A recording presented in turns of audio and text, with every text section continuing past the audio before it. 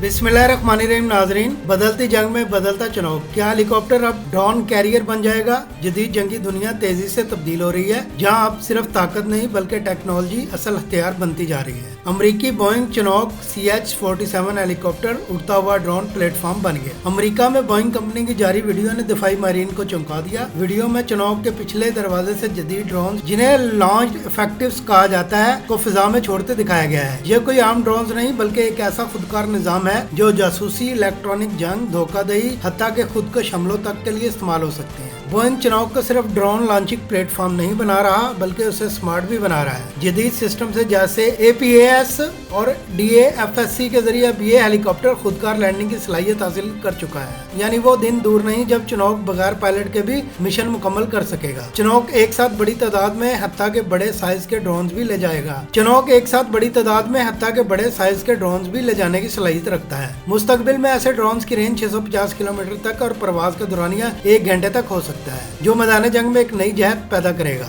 Boeing हुक्काम के मुताबिक company इस टेक्नोलॉजी पर तेजी से काम कर रही है और जल्द अमली मुजाहरा भी मुतवक्के है। बोइंग के मुताबिक अभी तक चिनूक से इन ड्रोन्स का अमली तजर्बा नहीं हुआ, लेकिन कंपनी इस पर काम कर रही है और जल्द मुजाहरे की तरफ बढ़ना चाहती है। इससे पहले अमेरिकी फौज भी हेलीकॉप्टर से ड्रोन लॉन्च करने का तजर्बा कर चुकी है। चिनूक अब सिर्फ एक हेलीकॉप्टर नहीं रहा बल्कि मुस्तकबिल की जंग का एक अहम प्लेटफॉर्म बनता जा रहा है। एक ऐसा प्लेटफॉर्म जहां से न सिर्फ फौजी उतरेंगे बल्कि ड्रोन्स की पूरी फौज भी प्रवास करेगी। सवाल यह है कि इस नई जंग में इंसान का किरदार कितना बाकी रह जाएगा।